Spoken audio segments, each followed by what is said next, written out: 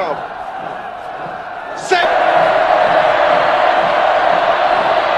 Satu persatu pahlawan dari suku Batu Langit gugur di tangan Sang Algojo. Getir-ketir bercampur marah bergejolak dalam jiwa si Jagur, di mana dua nyawa saudaranya lenyap dengan cara yang sangat tragis.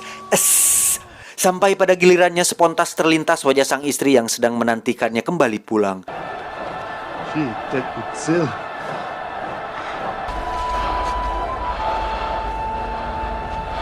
Ketika detik-detik eksekusi, tiba-tiba terjadi gerhana matahari total. Get it when I get back.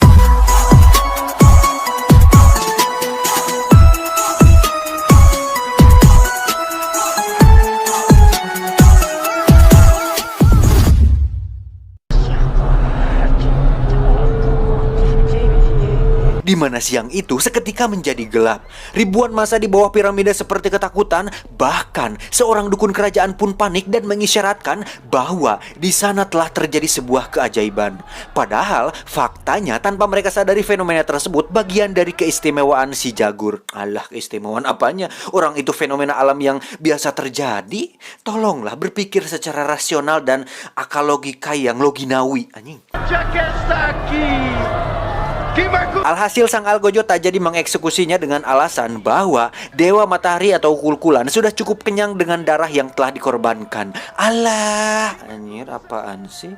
Tapi itulah sebuah budaya ya, jangan diolok-olok, jangan dilecehkan karena itu adalah bagian dari budaya dan sebuah tradisi yang memang sudah terjadi selama ribuan tahun lalu. Ketika hari kembali terang, Sang Algojo memerintahkan agar membuang sisa tawanan termasuk si Jagur itu sendiri.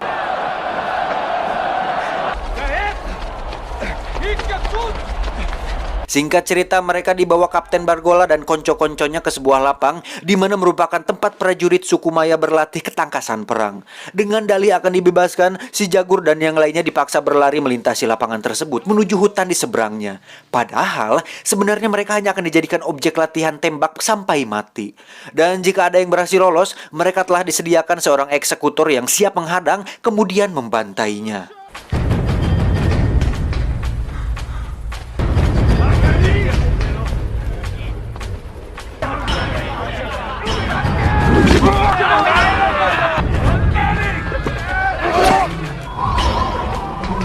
Namun, nasib malang menimpa si Ibro di mana sebilah panah menancap di punggungnya, sementara hal yang sama pun juga dialami yang lainnya.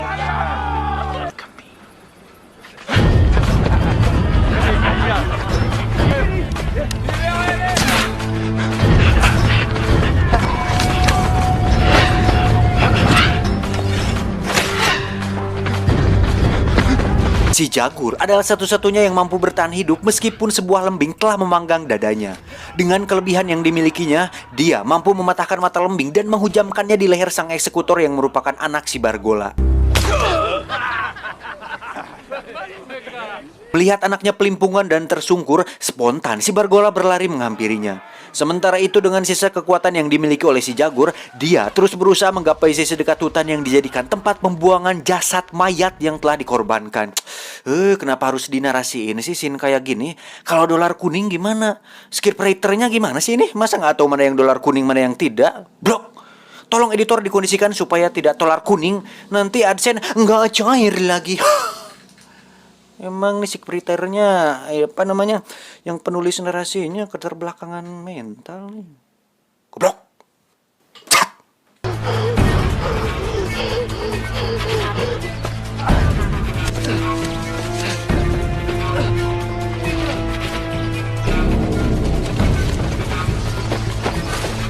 Akibat luka yang cukup parah, si Jagur mulai kehabisan tenaga sehingga dia memilih bersembunyi di atas pohon besar sekaligus mengelabui pengejaran Bargola dan kawan-kawan.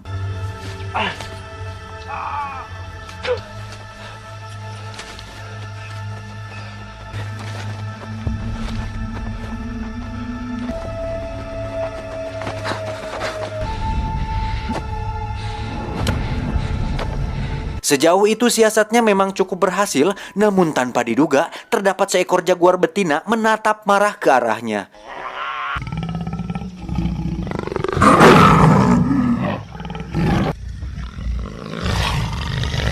Dengan sangat terdesak, kini si Jagur harus beradu cepat bersama hewan buas yang terkenal gesit ini. Di sini keistimewaan si Jagur mulai terlihat jelas ketika hewan itu tak mampu mengalahkan kecepatannya.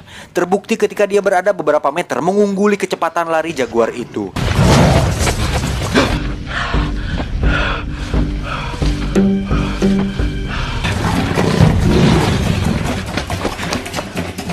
Dari arah lainnya, si Bargola dan konco-konconya datang. Tanpa basa-basi lagi, mereka pun langsung menyusul si Jagur dengan ambisi bisa segera membunuhnya. Alhasil hewan buas itu langsung menerkam siapa saja yang ada di hadapannya.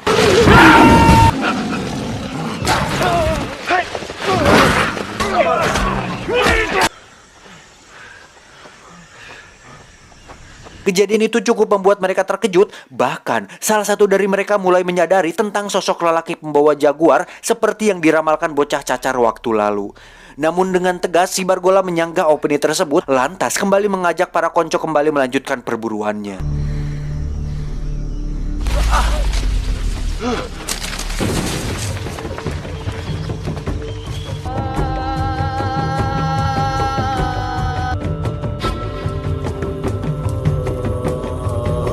Hari berganti malam hingga malam pun kembali menjadi siang, pemburuan masih terus berlangsung alot.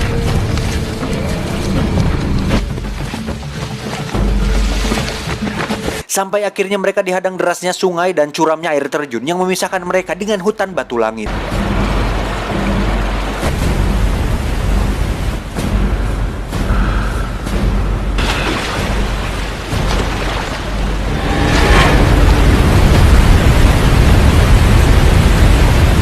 Artinya, selangkah lagi si Jagur akan kembali pada habitat aslinya. Namun rupanya, si Bargola akan mati penasaran jika belum mengkuliti si Jagur hidup-hidup. Sehingga siapapun yang melemahkan misinya saat itu, pasti akan dibunuhnya pula. Terpaksa, para prajurit yang tersisa harus mengikuti instruksi pimpinannya, sekalipun harus nganclok dari atas jungkrang. Kok jungkrang anjing? Gimana sih nulis? Nyeng, scriptwriternya bangsat. Jurang dong, bukan jungkrang.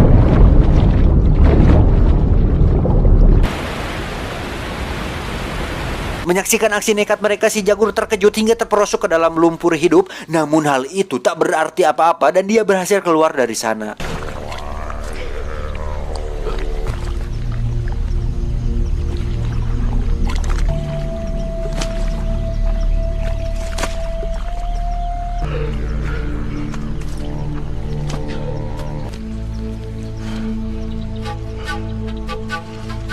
Selama dia berada di kawasan hutan batu langit, apapun pasti akan dilaluinya karena dia adalah seorang Jaguar Paw, di mana jiwanya telah beranjing. Motor lagi bangsat. Selama dia berada di kawasan hutan batu langit, apapun pasti akan dilaluinya karena dia adalah seorang Jaguar Paw, di mana jiwanya telah benar-benar menyatu dengan hutan batu langit. Nggak lebay juga si anjing. Dari situ si Jaguar mulai beringas dan seperti telah siap untuk melakukan perlawanan. Tak lama pasukan si Bargola tiba di sana. Tidak tanggung-tanggung, mereka langsung disambutnya dengan lemparan granat ala-ala Jaguar Paw. Alhasil mereka papuket menahan gempuran serangan penyengat yang bernama ilmiah Apis dorsata, kalau Kapten Jack Sparrow menyebutnya dengan odeng. Anjing. Kok odeng si anjing malah jadi odeng bangsa.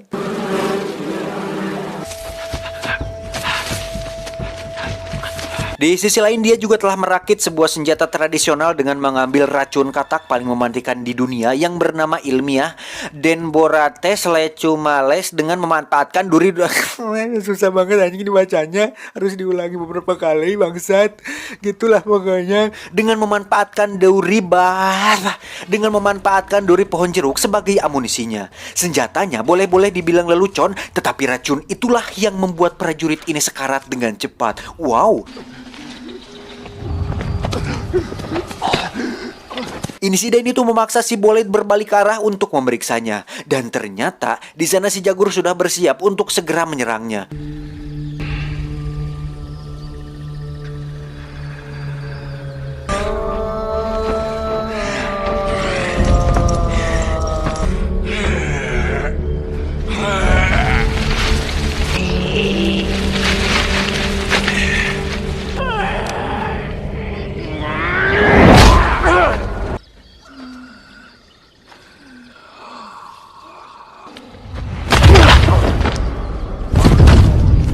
Di tempat itu, akhirnya si Bullet pun binasa, dan dengan penuh haru, si Jagur mendedikasikan perjuangannya itu untuk arwah sang ayah yang sudah berada di alam sana. Di alam mana? Deras hujan menyadarkan si Jagur akan istri dan anaknya, lantas dia pun lari ke arah lorong untuk menemui mereka di sana. Ternyata mereka masih bertahan hidup di sana meskipun kondisi kandungan yang semakin membesar dan curahan air hujan yang mulai merendam bagian tubuh mereka.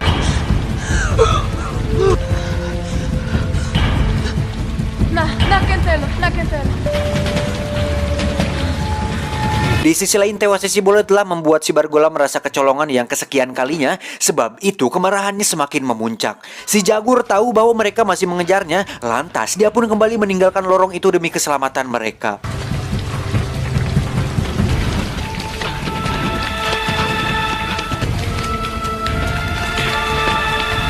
Tiba di suatu tempat, tak lama kemudian si Bargola datang langsung melesahkan tembakan panahnya. Sial, dia tidak tahu bahwa ternyata si Jagur telah mempersiapkan sebuah perangkap mematikan.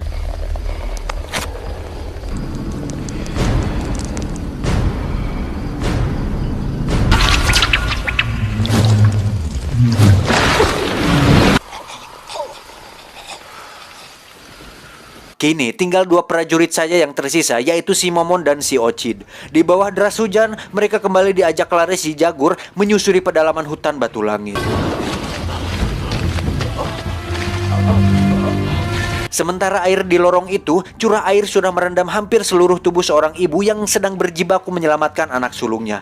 Padahal di sisi lain, dia juga sedang menahan rasa sakit detik-detik kelahiran anak keduanya.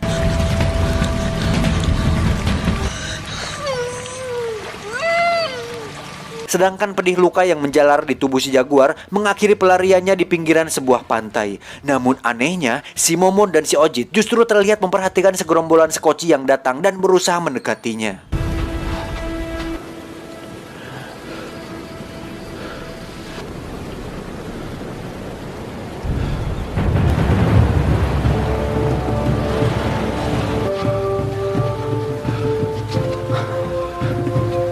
Saat-saat itulah yang kemudian dimanfaatkan si Jagur untuk kembali menengok kondisi anak dan istrinya. Setibanya di sana, dia tak kuasa menahan haru di mana sang bayi telah hadir di tengah-tengah mereka dalam keadaan selamat.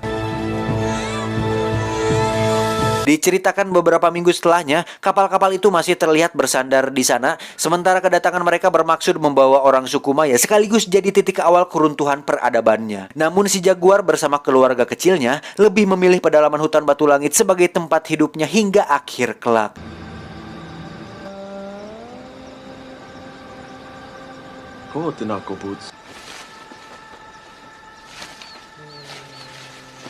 Tamat, ending yang sangat mentapirkan.